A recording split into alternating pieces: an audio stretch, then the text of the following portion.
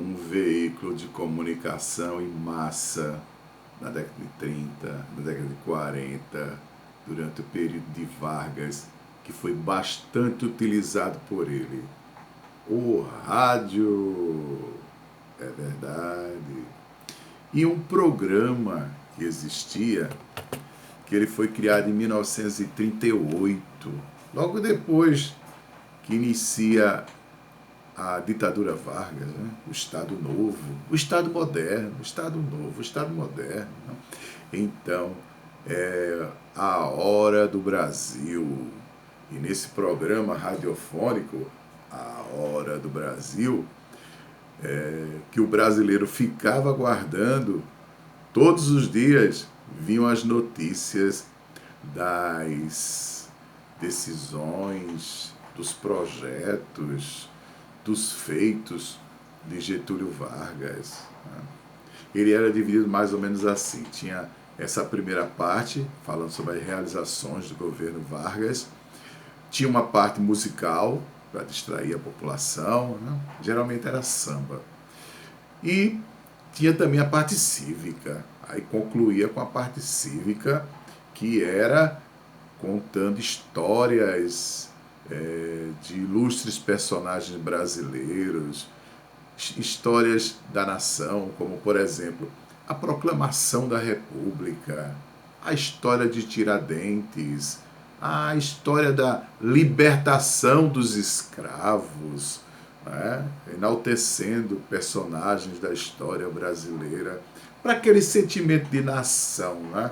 Que era o objetivo de Vargas, utilizando também da propaganda. Então, a Hora do Brasil, ela vai ser chamada em 1946 de A Voz do Brasil, mas é o mesmo programa que está dando continuidade. Bem, então, através do rádio, ele fazia sua propaganda. Foi criado em 1939, foi criado o DIP, que é o Departamento de Imprensa e Propaganda. Esse departamento tinha o objetivo também de censurar peças teatrais, filmes no cinema, programas no rádio, jornais, revistas. Era uma censura. E proibia que alguma mensagem de algum jornal, de alguma publicação estrangeira, ela também chegasse ao Brasil. Então eles filtravam isso. Era o DIP, Departamento de Imprensa e Propaganda. Né? Getúlio Vargas, quando depois do golpe que ele dá, ou seja, depois da ditadura Vargas, né? Não é bem o golpe, é a ditadura Vargas, porque o golpe já foi dado antes, quando ele assumiu, né, o governo em 1930. Então, quando ele impõe aquela Constituição outorgada, a Constituição de 1937, a Constituição do Estado Novo, ele vai fazer um governo com muita repressão. Repressão à oposição. Muitos foram presos, alguns torturados e outros mandados embora do país, né? Exilados do país. Mas ele não trabalhou apenas dessa forma. Além de usar a propaganda, ele trabalhou a questão das necessidades do povo na área da saúde, na área da educação e do trabalho também, mas sempre fazendo sua propaganda. Por exemplo, uma cartilha escolar tinha a foto de Getúlio e as crianças sorrindo para ele, como se ele fosse uma pessoa amável às crianças.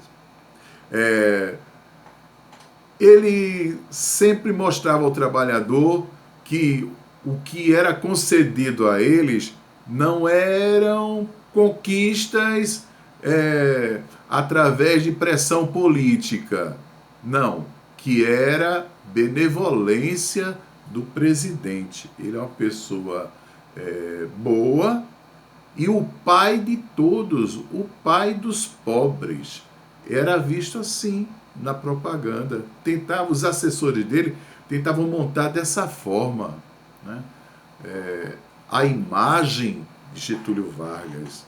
Então, desde que ele assumiu em 1930, foi criado aí o Ministério do Trabalho, Indústria e Comércio. E leis trabalhistas começaram a ser criadas. Inclusive, o que ele falava antes na propaganda dele, quando ele desejava, estava ainda para ser presidente, né? Quando ele disputava com Júlio Prestes, ele falava que multidões iam assisti-lo, né? Multidões de trabalhadores iam assisti-lo, quando ele falava que ia regular o trabalho do menor, o trabalho da mulher, ia organizar a jornada de trabalho para 8 horas, e assim ele fez. Assim ele fez durante o seu governo. E mesmo depois do Estado Novo, com o Estado Novo, né, com a ditadura Vargas, mas foram criadas leis que favoreciam o trabalhador. Por que ele fazia isso? Porque ele fazia uma política de massas. Então ele fazia propaganda disso. No dia 1º de maio era uma festa, dia do trabalhador, uma festa. Tinha desfiles escolares, crianças marchando, operários representando suas categorias, militares, né, marchando ali. E no final, a apoteose, um discurso de Vargas.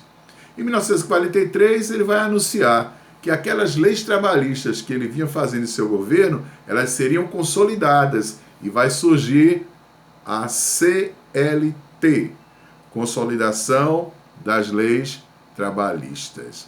Agora vão surgir, anunciado no dia 1º de maio, né? Depois daqueles desfiles, depois daquelas homenagens. E sempre que ele falava algo que era em prol do trabalhador, ele parava e só se ouvia o som da multidão aplaudindo, agradecendo a Getúlio tudo que ele estava fazendo.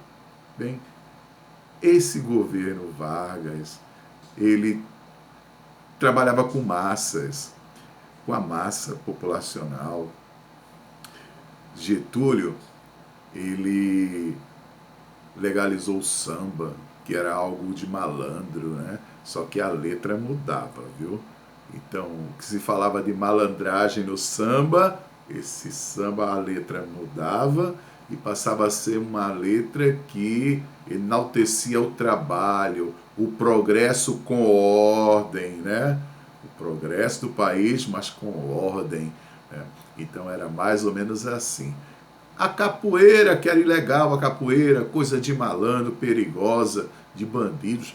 Não, aí foi legalizada a capoeira, inclusive como arte marcial, né, brasileira. O mestre Bimba, lá da Bahia, o mestre, ele criou a capoeira regional baiana. E aí a capoeira passou a ser agora algo legalizado e cultura nacional. Então ele trabalhava dessa forma. Mas ele não estava distante dos industriais. Não, não. Havia indústrias antes no Brasil, sim, modestas indústrias, mas ele vai preparar uma revolução industrial, um progresso industrial, até porque ele teve o apoio dos industriais quando ele ainda era candidato à presidência, né? Na oposição a Júlio Prestes. Então, ele ali teve apoio dos industriais que não estavam satisfeitos com aquelas antigas oligarquias, né? A oligarquia cafeeira. Então, ele veio para mudar isso aí. Era uma revolução que estava sendo feita. Era um Estado novo agora, era o Estado moderno. Era essa a propaganda dele, né? E era esse o trabalho que ele fazia. Vargas, centralizando o poder. Então, Getúlio Vargas trabalhou em prol de leis que favorecessem o trabalhador, mas controlado pelo governo, controlado pelo Ministério do Trabalho. Ele sugeria a formação de sindicatos, associações, mas controladas pelo Estado. As greves estavam proibidas, né? Não podia ser nenhum movimento que fosse de encontro aos ideais do país. Então, era aquela questão, né?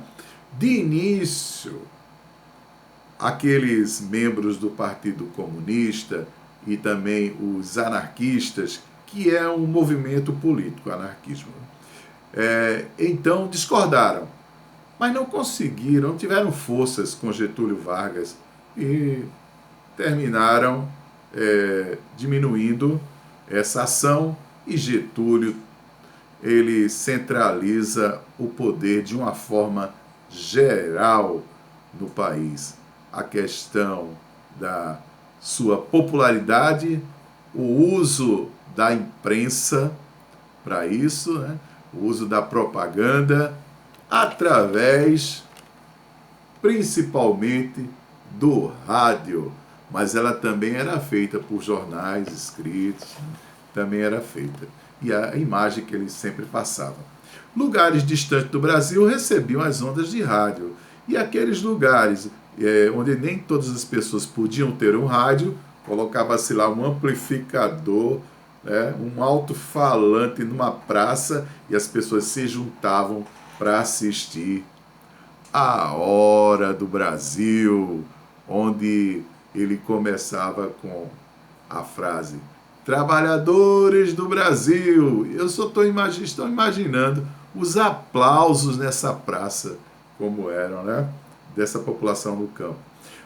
As leis trabalhistas do governo Getúlio favoreceram os trabalhadores urbanos e não tanto os trabalhadores rurais, né? Mas os urbanos. Bem, então aqui está um resumo sobre essa ação de Vargas em relação à sua propaganda, em relação à questão do trabalhador. Bem, até um próximo vídeo, se Deus quiser. Até mais, jovem.